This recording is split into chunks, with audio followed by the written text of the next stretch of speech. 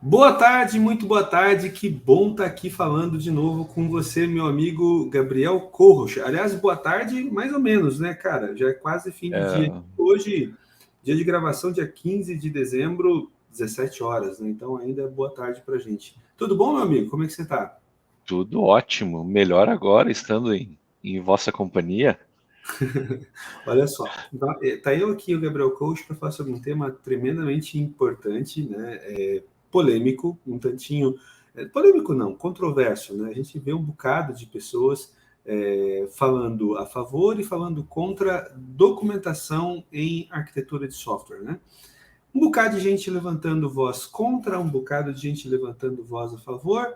E aí, meu amigo Gabriel Coach, fica a pergunta direta, né, para responder com uma palavra só. Você é favorável ou contrário à documentação em arquitetura de software? Vamos lá, vale o nosso depende? Vale, vale, vale. Eu- Mas na sua maioria eu acredito que eu sou favorável. É o que a gente sempre vem conversando nas internas, né? Documentação, qualquer tipo de documentação, seja em relação à arquitetura, ou seja, em qualquer parte do processo de engenharia de software tem um custo. A questão é como que nós conseguimos chegar num custo que seja adequado e que faça sentido no contexto das empresas ou de quem está aplicando em si.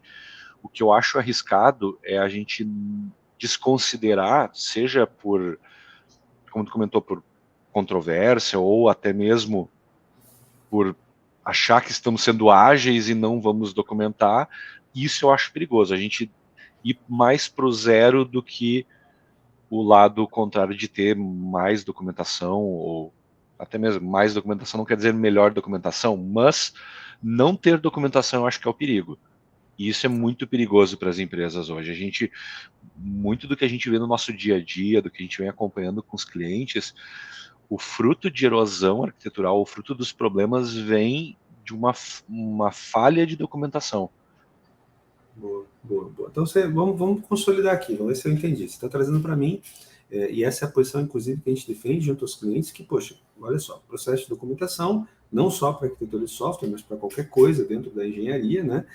Documentação tem um custo associado. Então, eventualmente, você não pode ignorar esse custo na hora de pensar no processo como um todo, né? Ou no ciclo como um todo de se manter software. Né? Você quer minimizar esse custo de alguma forma.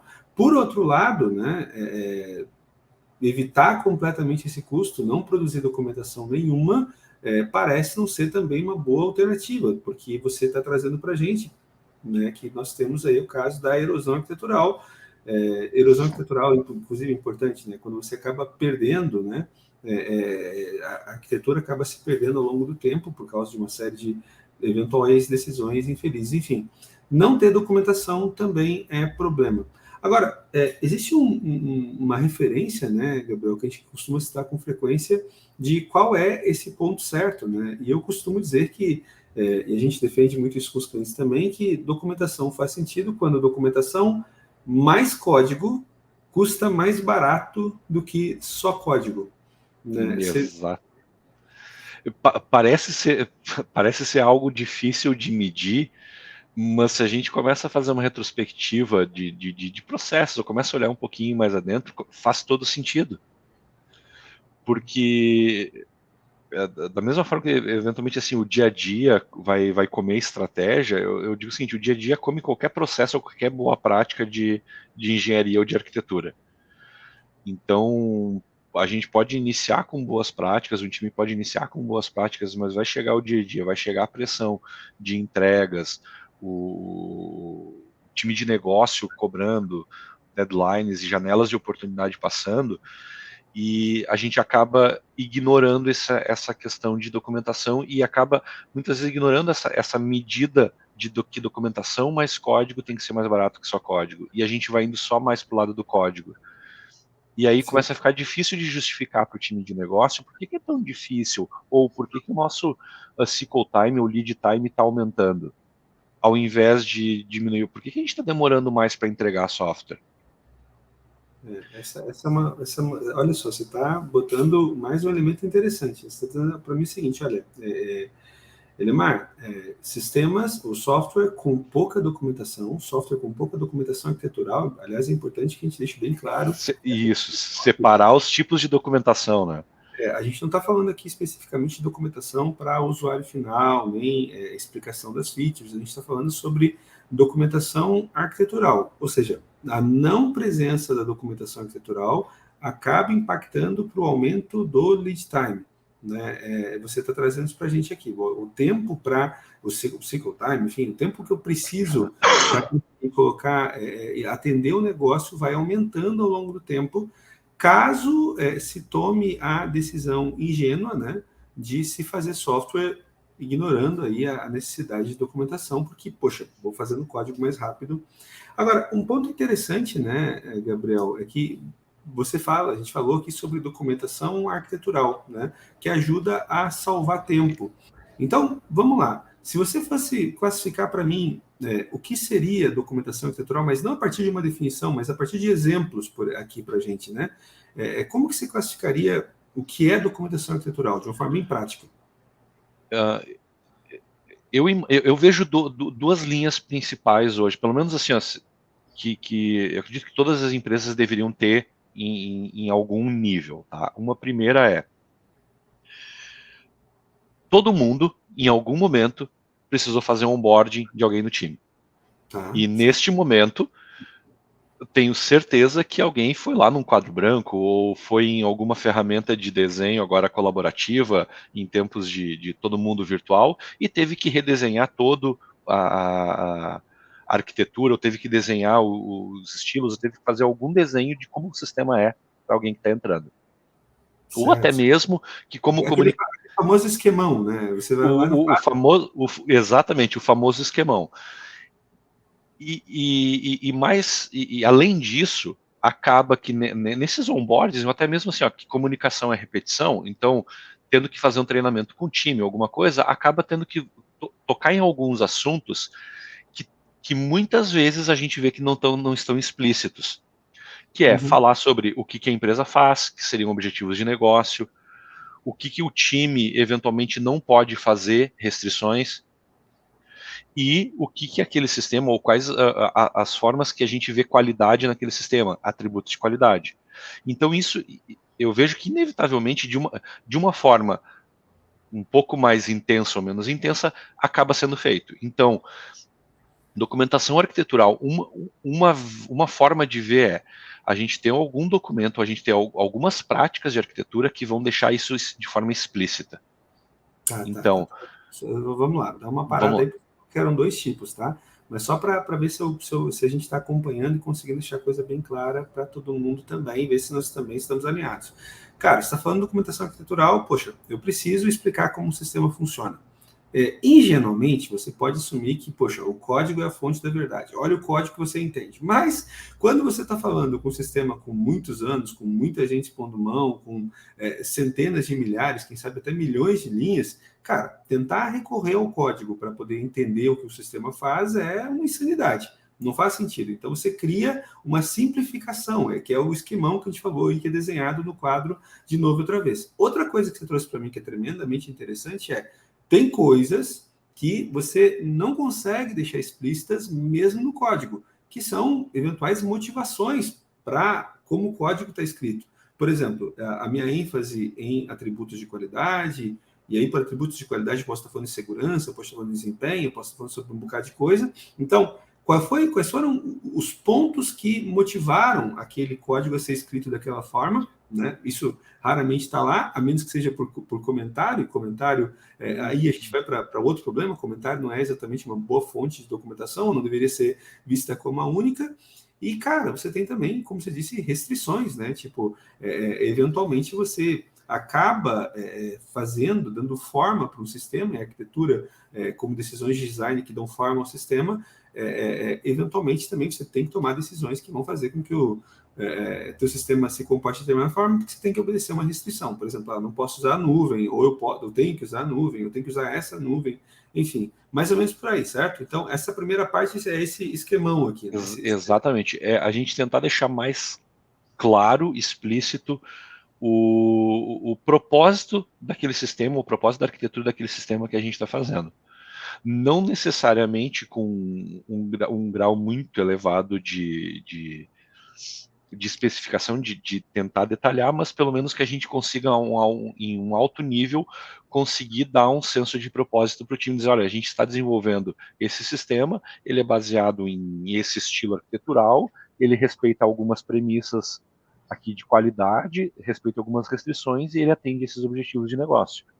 Maravilha, maravilha. Mas aí é interessante, cara, quando você fala sobre essa visão de documentação, né? Você fala que, poxa, você vai ao quadro até para poder revisitar a discussão e você acaba explicando, porque você tem o onboarding de novos desenvolvedores, enfim, você acaba fazendo esse desenho com alguma frequência. Isso me lembra também aquelas reuniões, né, Gabriel, em que você escreve no quadro um não apague, né?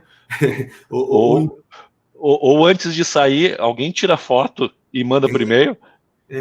Alguém tira uma foto, né? E esse desenho acaba sendo feito várias vezes. Então, o que você está dizendo para mim é que essa documentação ela acaba sendo gerada no dia a dia, né? O que se não se faz, eventualmente, é achar uma forma eficiente de armazenar ela, né? Tipo, fica numa foto difícil de editar nas mãos de alguém. Ou que ninguém lembra que tirou mais aquela foto e acaba sempre refazendo os desenhos ou as explicações novamente, porque aquela foto está no e-mail, ninguém vai consultar o e-mail e acaba se perdendo com o tempo.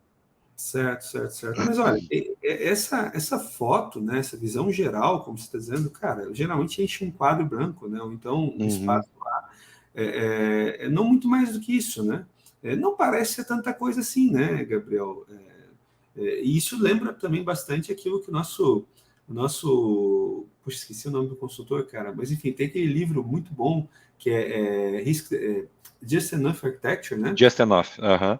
Just Enough Architecture, o autor do livro lá sugere que você deve ter um rigor para a arquitetura adequado mais ou menos ao tamanho do risco envolvido com o projeto, né? E ele usa uma abordagem que é o Haikai, né? Que é essa ideia de você criar esse documento mínimo, né? Com essa visão mais alta.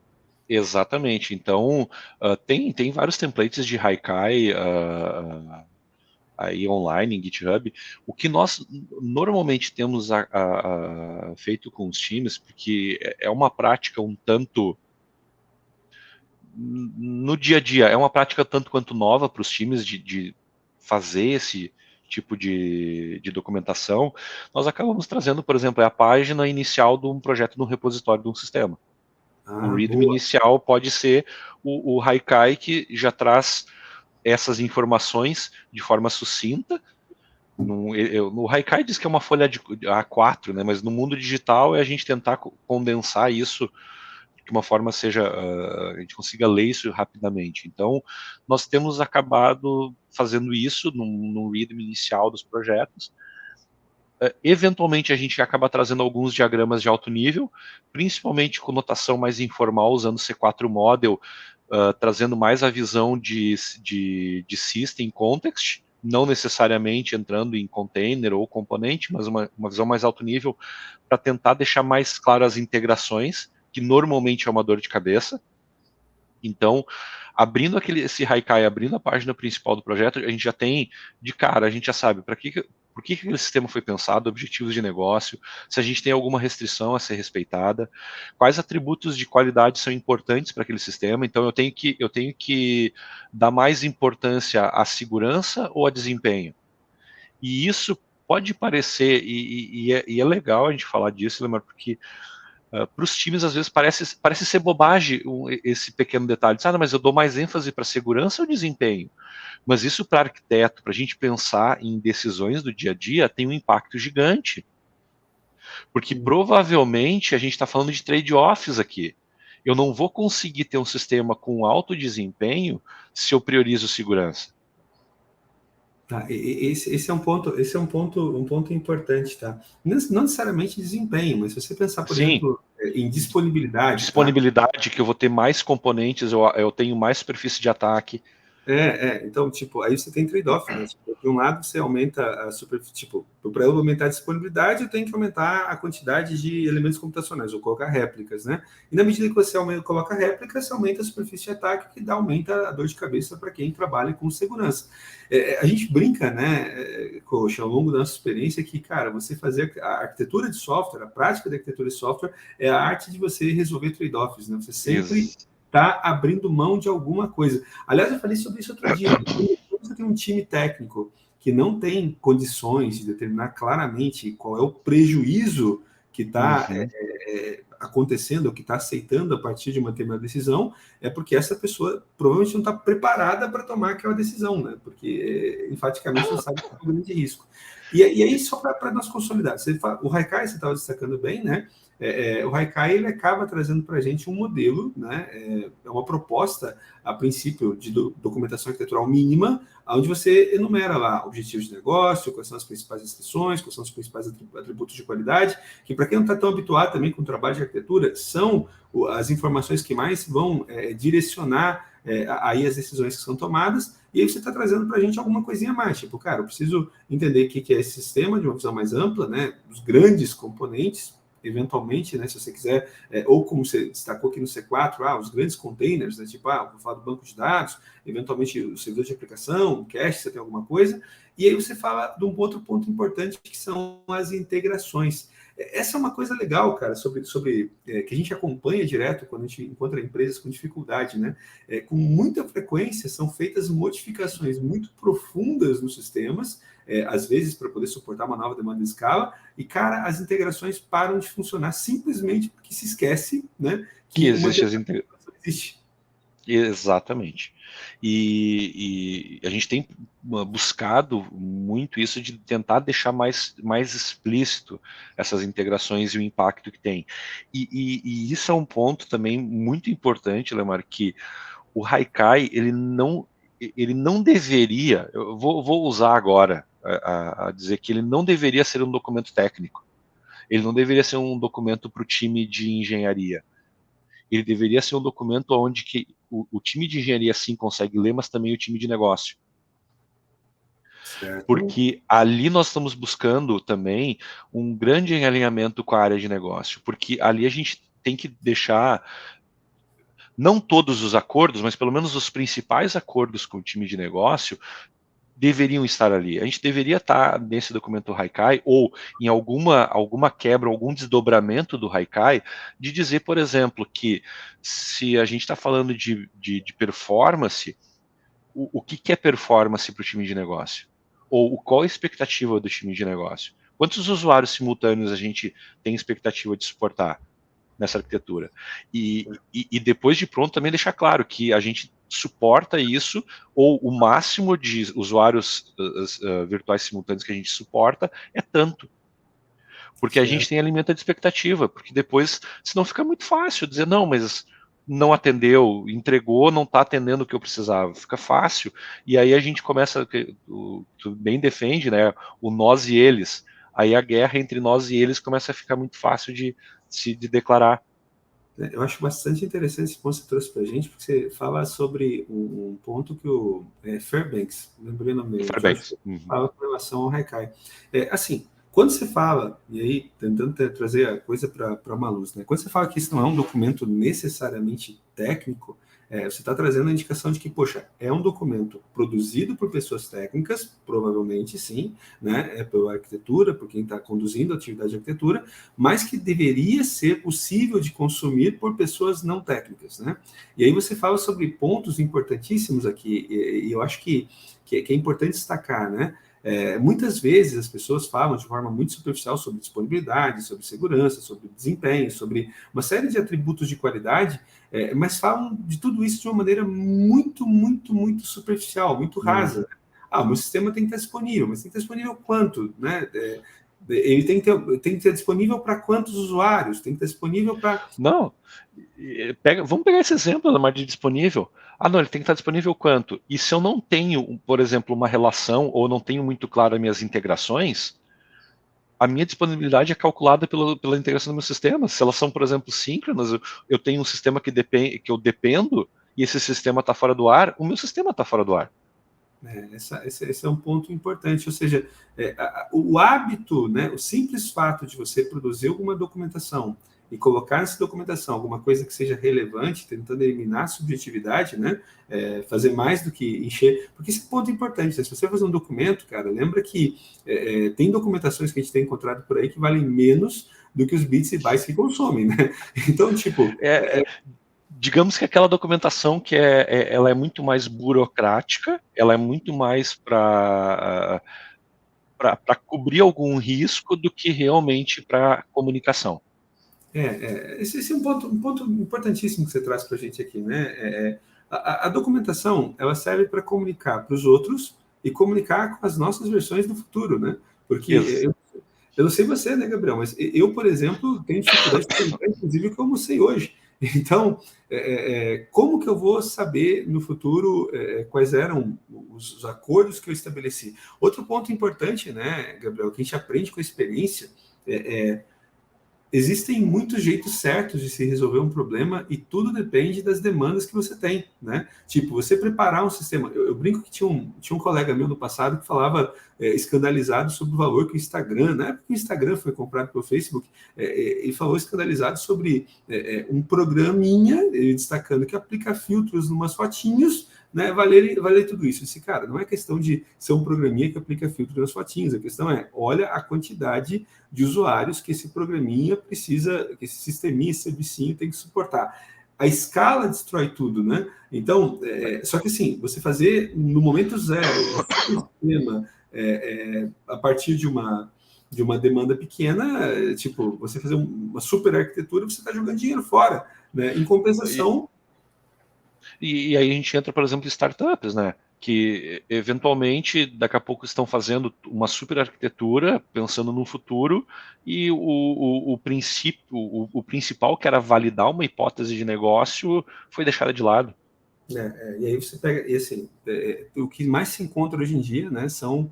e esse eu acho que é o grande ponto da disciplina de arquitetura, né? Você encontra muita gente fazendo a implementação da melhor solução possível para um cenário completamente fictício que não é o cenário de negócio que você tem que resolver.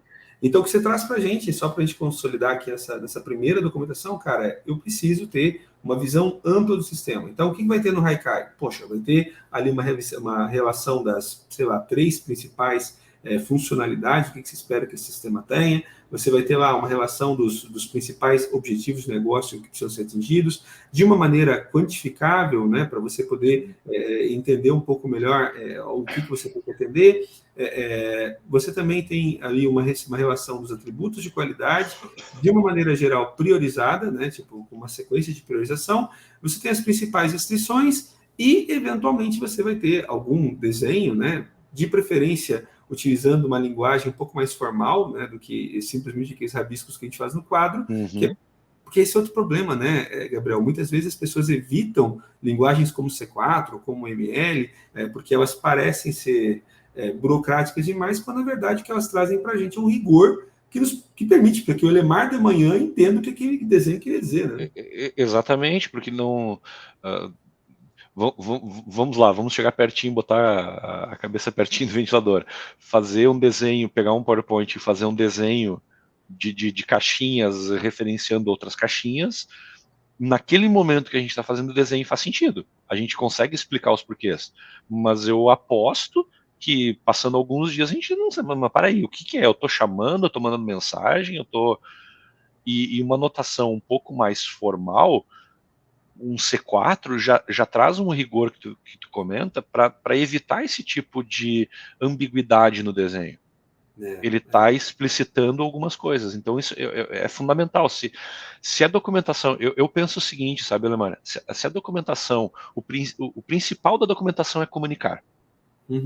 Se a minha documentação não está conseguindo comunicar, e não é no momento, pensando também no futuro, nosso eu do futuro, se ela não consegue fazer isso, então a documentação já parte que ela já não está muito bem, ela não está muito bem feita, ela não é útil.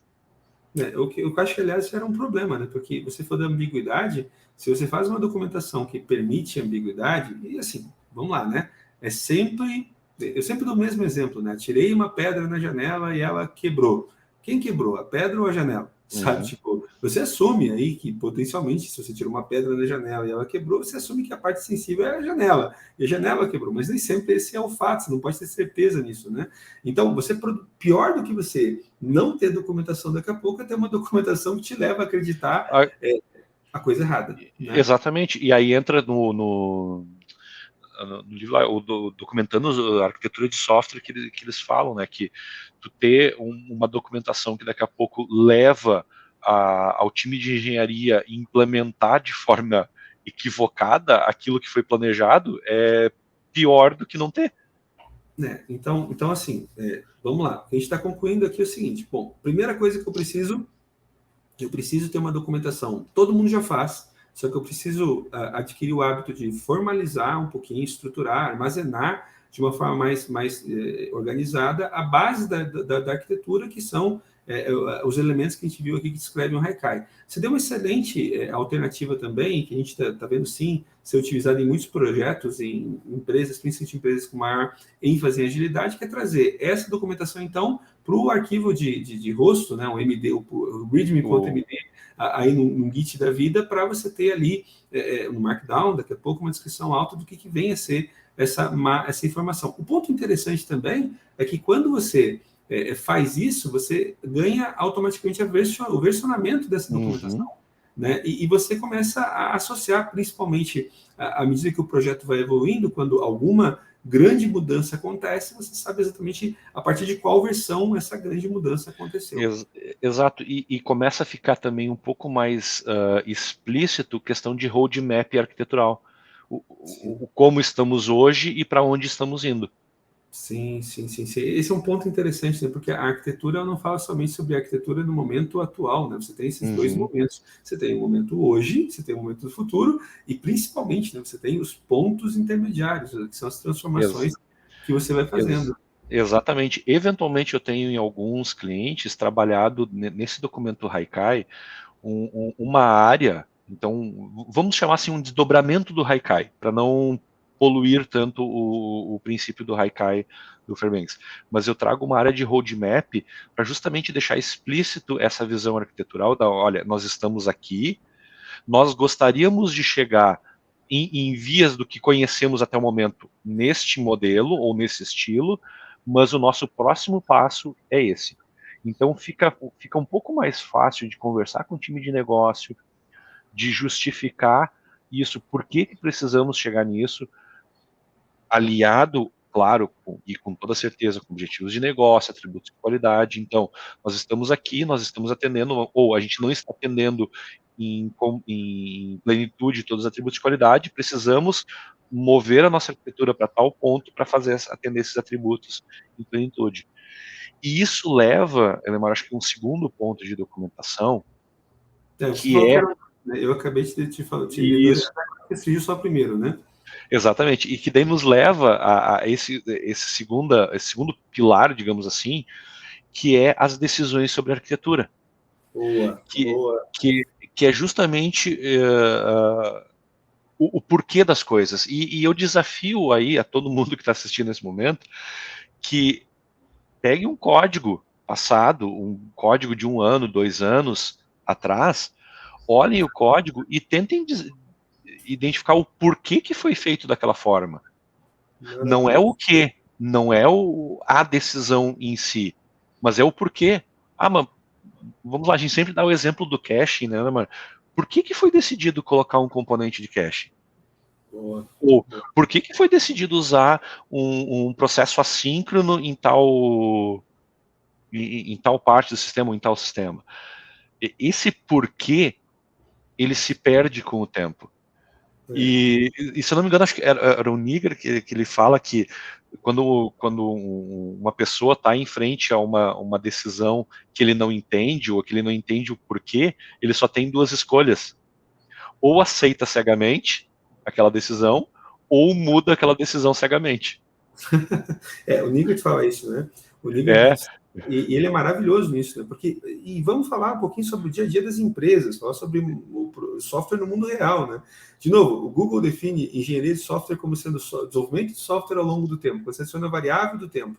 Cara, o que acontece quando você tem a variável do tempo? Primeiro, o Elemar do futuro definitivamente não é o Elemar de agora, né? Então, eu preciso me comunicar com o Elemar do futuro. Agora, além de toda essa jogada e tentando tirar de lado a minha deficiência de memória, né?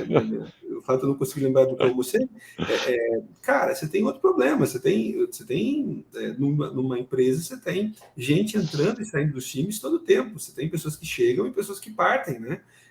E aí, para essas novas pessoas desenvolvedoras, esse pessoal que começa a trabalhar no código, como que eu sustento e como que eu apresento para essas pessoas as decisões? É interessante porque você fala, com relação às decisões, a gente vê que o arquiteto tem algumas... Eu sempre defendo que tem algumas atribuições. Primeiro, ele tem que garantir que as decisões sejam tomadas. Então, esse é um ponto, né, mas só reforçando, ele tem que garantir que sejam tomadas, não é tomar as decisões. Sim. E aí a gente conecta de novo, né? A nossa visão cada vez mais consolidada, para mim, pelo menos, de que o papel principal do arquiteto é ser um orquestrador. É claro que existem cenários em que se espera do arquiteto profundidade técnica, é certo que você precisa, às vezes, não só profundidade, mas amplitude para projetos mais amplos e tal, mas, de uma maneira geral, o arquiteto tem como função primária fazer a orquestração, né, das tomadas de decisão. Por quê?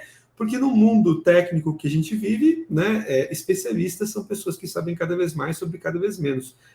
Cara, você tem decisões muito importantes sendo tomadas na persistência dos dados, no teu servidor de aplicações, quando você pensa enfaticamente na tua nuvem, que você usa ou não determinado componente pronto. Tudo isso envolve tantas especialidades que são impossíveis de se concentrar numa pessoa sozinha. Então, o arquiteto precisa fazer exatamente essa orquestração para poder envolver os diversos especialistas.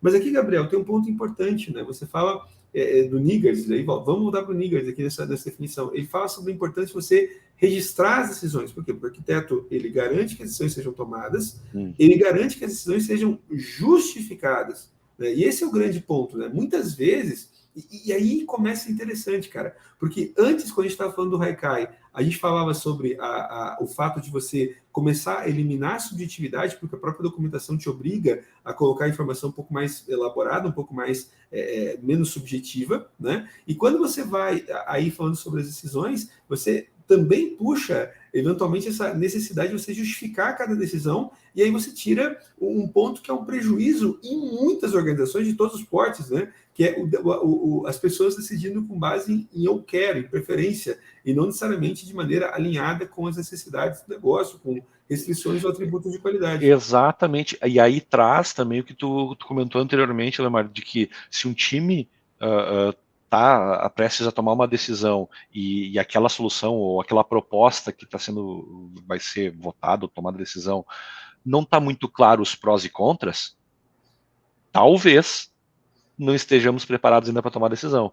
E formalizar isso de certa forma, a decisão, o porquê da decisão, a motivação da decisão, eu vejo que é trazer o porquê, trazer um contexto para isso. Então, olha, estamos enfrentando um problema de desempenho, as requisições estão ficando cada vez mais lentas, estamos degradando o sistema, e a decisão seria, recomendamos adicionar um componente de caching para aliviar a pressão no banco de dados que está sendo o gargalo do momento. Aí, só isso já é melhor do que não ter nada. Mas trazer uma dimensão de prós e contras dessa decisão, então, qual a vantagem de eu adicionar esse meu caching, um Redis? O que eu estou ganhando? E qual que é o meu contra? Citação do grande, o sábio Lemar. Toda escolha é uma renúncia. Não é minha, na verdade, a gente está vinculado, mas eu falo isso com frequência. Porque, no final das contas, olha só, e esse é um ponto interessantíssimo para a gente destacar, vou colocar um Redis de cache. Bom, meu amado, então a primeira coisa que você tem que pensar, você tem que pensar uma estratégia eficiente para validar esse cache, né? E principalmente invalidar, né? Segundo, você vai ter que considerar, falando sobre disponibilidade, eventualmente o cache vai melhorar o teu desempenho, vai colaborar também com a tua disponibilidade, mas seguramente também vai ter um problema novo de segurança, porque você vai estar, eventualmente, com dados sensíveis armazenados em cache. Como é que você vai tratar esse aumento de potencial superfície de ataque, né? Você tem mais espaço para ser atacado, você tem que considerar a vulnerabilidade. Fora isso também, né, meu amigo Gabriel, você tem a administração desse cache, porque você vai montar, dependendo do tamanho do teu negócio, montar um cluster de Redis, né? E tipo, cara, um cluster de Redis precisa ser administrado. Você não vai simplesmente ligar o Redis utilizando o teu Docker da vida aí para poder instanciar alguma coisa daquele jeito. Né? Você precisa Sim. ter administração disso. E, cara, você começa a ter outros problemas. Né? Se você está num ambiente que é gerenciado, você tem o custo, eventualmente, desse cache, né? E aí você começa de novo a perceber que, poxa, cache é uma boa saída sim, mas ela traz uma série de pontos, pelo menos. Exatamente. E aí volta no fluxo, no papel do arquiteto, que eventualmente diz o seguinte, bom, essa decisão, ela sim atende os requisitos, os objetivos de negócio, ela respeita as nossas restrições, atende os atributos de qualidade, principalmente que a gente está buscando resolver no momento, mas talvez ela não seja a solução mais barata e com menor risco no momento.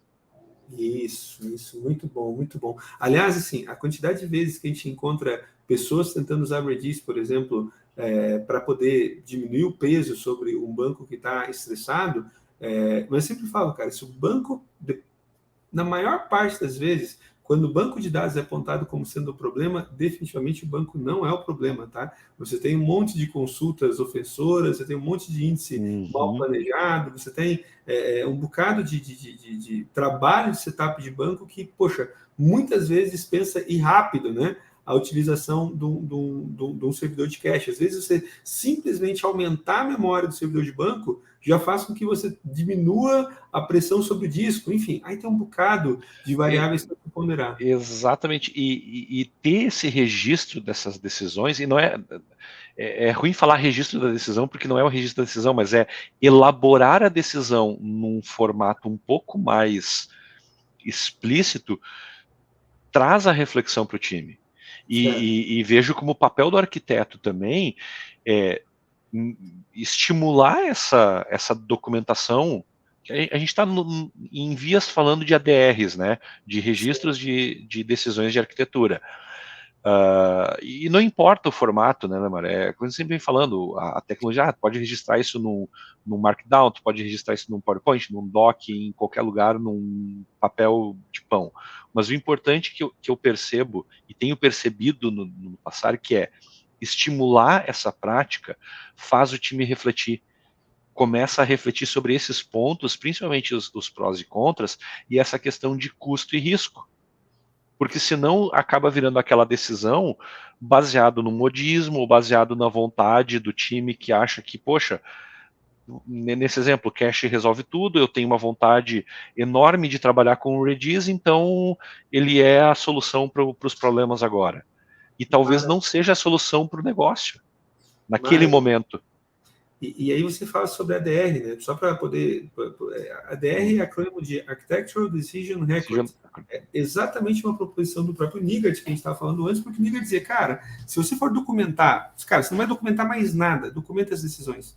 Né? Documenta as decisões para você criar uma memória das decisões. E essa memória das decisões cara, a decisão foi essa, o contexto da decisão foi esse aqui, eventualmente a gente sabia que os pontos de cuidado aí, os prejuízos que nós tivemos são esses aqui, eventualmente as vantagens, né, os principais motivadores foram esses aqui, até para que no futuro você possa reverter essa decisão com mais tranquilidade. Senão fica, como o Nigart falou, você encontra alguém que não encontra o sistema de uma determinada forma e sem uma explicação para aquilo, poxa, fica ali só duas opções. Ou mantém as coisas cegamente para não correr riscos, ou altera cegamente, o que pode ser pior ainda, porque toda a decisão foi tomada com base deveria ser tomada...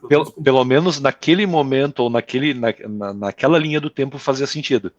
Muito bom, muito bom. Então vamos lá. Quando a gente fala sobre documentação no sentido mínimo, né, documentação arquitetural e que deveria ser feita, então documentar ou não documentar, eis a questão. Cara, documenta sim, mas faz uma documentação super pesada? Não necessariamente. Né? E aí tem a questão do depende, cara, mas não necessariamente depende do quê? Olha, eu gosto da provocação lá do Just Enough Architecture, que diz que você deveria documentar conforme o teu nível de risco tolerado. Né? Quanto maior o risco que você precisa evitar, maior necessidade de eventualmente você ter mais rigor aí para documentar. E aí você fala sobre, a gente falou aqui sobre 2 tipos de documentação básicos, ou seja, vamos manter a documentação a princípio a partir de um Haikai, no seu formato mais simples. Haikai é uma documentação mínima que fala sobre as principais funcionalidades, principais objetivos de negócio, restrições, atributos de qualidade associados e, eventualmente, alguma coisa esquematizada para as integrações, e também, né, um conjunto de ADRs, né, que, como você disse, é um documento simples que diz para cada decisão qual foi a decisão, contexto, prós, contras e, eventualmente, uma outra informação adicional. Tudo isso podendo ser mantido, inclusive, junto com o controle de versão, até para que você possa dizer também em que momento aquela decisão arquitetural foi tomada, né? Muito bom, muito bom, muito bom. Exatamente. Agora, veja só que coisa, meu amigo, não tem nada... e esse é o ponto importante, tá? Você toma as decisões. Você toma as decisões. Fazer software implica em tomar decisões. Você pode não tomar as decisões do jeito certo. Você pode não tomar as decisões baseadas em uma estratégia. Eu sempre falo que estratégia é um padrão coerente para tomada de decisões. Talvez você não tenha um padrão coerente, né? Você esteja decidindo cada hora o sabor de quem está escolhendo. Mas, enfim, você toma decisões o tempo todo. No nível arquitetural, de novo, aqui para a gente trazer, as decisões de arquitetura são aquelas decisões de design que vão ter maior impacto no futuro do projeto, para você não exagerar, mas enfim, você escolhe esse conjunto de decisões que caiba nesse escopo de arquitetura, e aí você tem isso nas ADRs e essa visão geral em cima do Haikai. Muito bom, muito bom. Faz sentido. Excelente. Faz muito sentido, Lemar, e principalmente, eu diria o seguinte, para quem está começando ou não tem as práticas ainda, fazendo isso e insistir. Novamente, comunicação é repetição. Não adianta fazer e esquecer e nunca mais ser retomado. Então, tem que ser revisto pelo menos esses documentos de forma constante com o time para justamente validar se eles continuam tendo, o conteúdo dele continua sendo válido para aquele momento do tempo onde que o time se encontra. Aqui tem um ponto importante, tá? Com frequência as pessoas dizem que o problema de documentação é que a documentação não compila. E aí tem N, hoje, tecnologias que fazem com que você tente plugar o espaço de documentação junto do código-fonte para gerar a documentação automatizada. Mas repara que tudo que a gente está falando aqui fala um pouco menos sobre o desenho do sistema, sobre o shape do sistema. A gente não está chegando nesse nível de documentação, a gente não está querendo criar diagramas muito complexos, nada disso. A gente quer, cara, explicitar o que motivou o desenvolvimento do sistema, o que motiva, quais são os principais pontos de atenção e, cara, ao longo do tempo, quais são as principais decisões que foram tomadas para poder garantir que, pela arquitetura, como é que se evita a erosão, né? Eu tomei as decisões, eu justifiquei as decisões, eu faço com que as decisões sejam conhecidas e, potencialmente, com elas conhecidas, eu tenho a esperança de, eventualmente, manter essas decisões respeitadas. Agora, um ponto interessante que você está trazendo para mim também aqui, Gabriel, de novo, volta para o dia a dia, né? Porque desenvolvedores, muitas vezes, têm essa ansiedade de jogar a coisa para o código, né? Só que, de novo, o código é um lugar onde, eventualmente, é difícil se preservar uma memória de decisões, uma memória dos principais critérios da estratégia, né? Porque o Haikai acaba explicitando a estratégia, e essa memória de decisões também é difícil de documentar. Muito bom, muito bom. Gente, olha só, essa é uma primeira conversa minha com o Gabriel aqui no canal da Exímia, onde a gente fala sobre, vamos continuar falando, inclusive, né, Gabriel, em outras conversas, sobre aspectos práticos do dia a dia, coisa que a gente leva para os clientes, coisa que a gente vê resolvendo o problema no dia a dia dos clientes, e, cara, clientes de todos os tamanhos. As dicas que o Gabriel traz para a gente aqui, que a gente acabou de discutir, são válidas para clientes desde empresas muito pequenas, com times muito pequenos, até empresas muito, muito grandes, onde você tem, eventualmente, um turnover mais alto, mais baixo, mas, enfim, você tem uma rotatividade maior. Cara, essas coisas continuam sendo válidas em todos esses contextos. Agora, em outras conversas, a gente vai falar, né, Gabriel, sobre outros aspectos relacionados à arquitetura. A gente vai continuar falando um pouco mais sobre temas associados à arquitetura, sempre pautado no que, de fato, é aplicável, né? Com uma abordagem bem mundo real mesmo. Eu gostei bastante. Meu amigo Gabriel, palavras finais e considerações?